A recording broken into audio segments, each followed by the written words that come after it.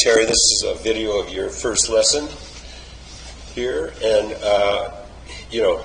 the swing is really good.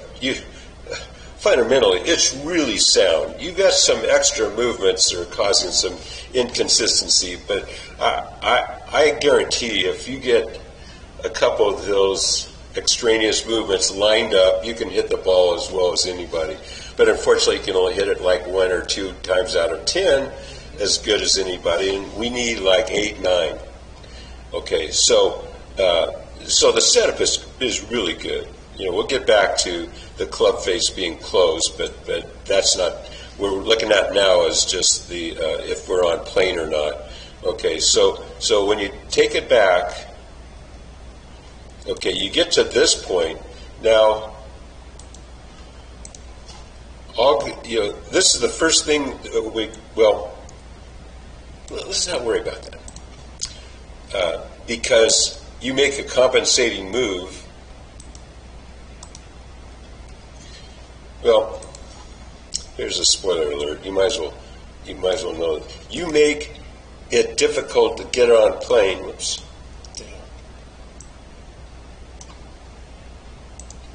Because you're off plane immediately. You're slinging that.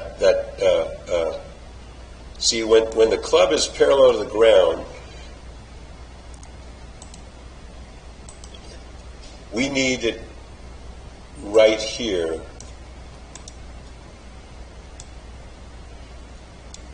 It's parallel to the ground, and yours is right here. Behind that. Yeah. Now it's totally off plane. Now let me put this on. Well, I'll give you a capture, so you'll get a photo of this. Talked about normal guys with just average or below average swings make a horrible mistake by getting too steep and all. But you got to figure it out. You get it. So this is way off plane. Now it's parallel to those lines now, so it's on plane, and you take it up, and you get now this top position is steep, but this is where Faldo and a bunch of Ledbetter's guys started. They started steep here, and then they shallowed it out, as identified as the two-plane swing. You've got the move here. You shallow it out, okay? And here, so see, watch, see how that angle between the shaft and the yellow line? Mm-hmm. You're shallowing it mid-swing, and you get it to this point right here, which all good players do. I mean, we can look at Scott, but see, that this is the good part. But you had a lot of commotion getting there. See what I'm saying? Okay, so he's there, and then he's there. You match those position, and then you go ahead and release. Okay, now,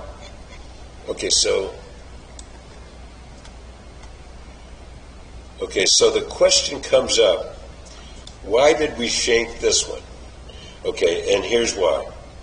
Okay, so the butt of the club is like, whoops, there, at that crossing. So when you come back to hit, the butt of the club reasonably has to be there, right?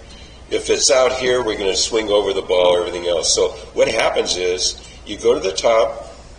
So at this point, the right hip and head is in the right spot. You kind of come loose of the grip because it's so steep. And then when you come down, so this is a pro movement. I'm telling you, shallowing it. And then here's your impact position. So the hands are here, and they started here. So we end up with hosel rocket. A hosel rocket, and let me put this on pause. Let me give you a copy of that. Okay.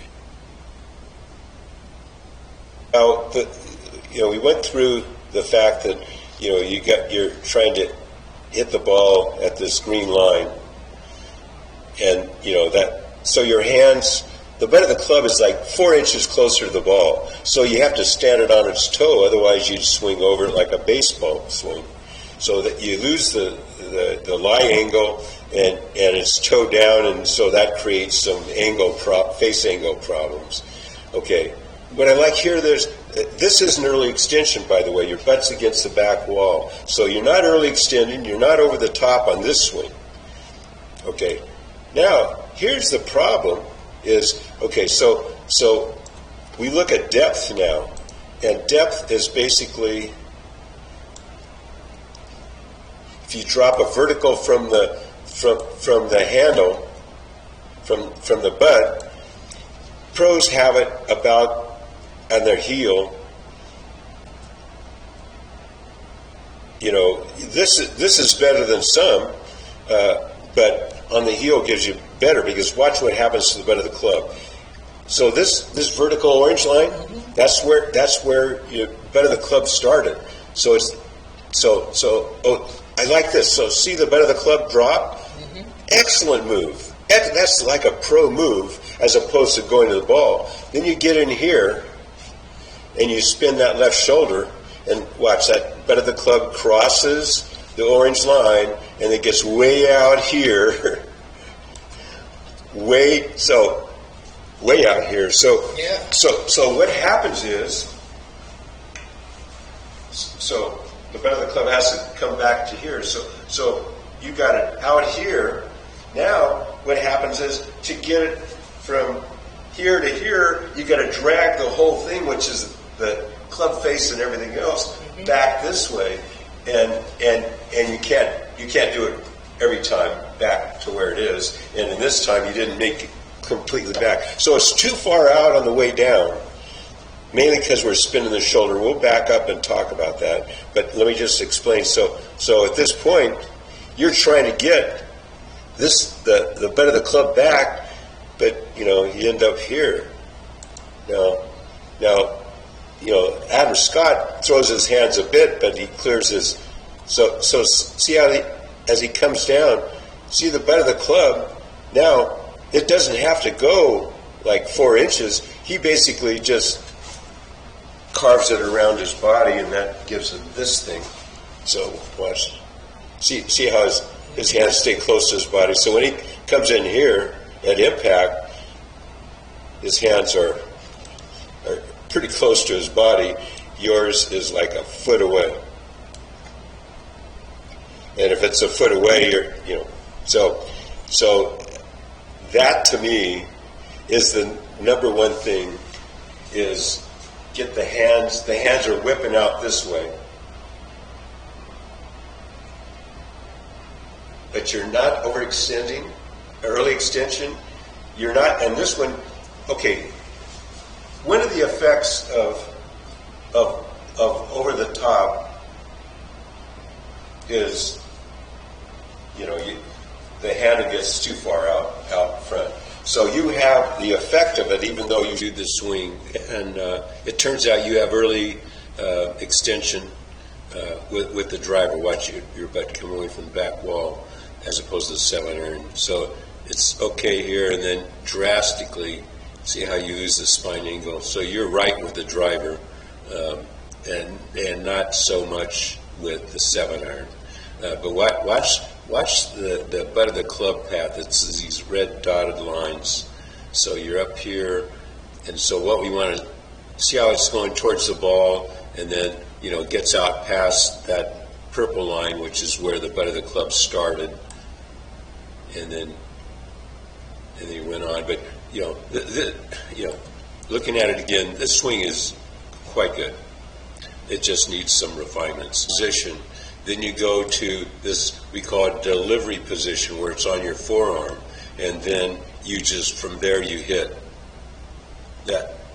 That's your practice swing.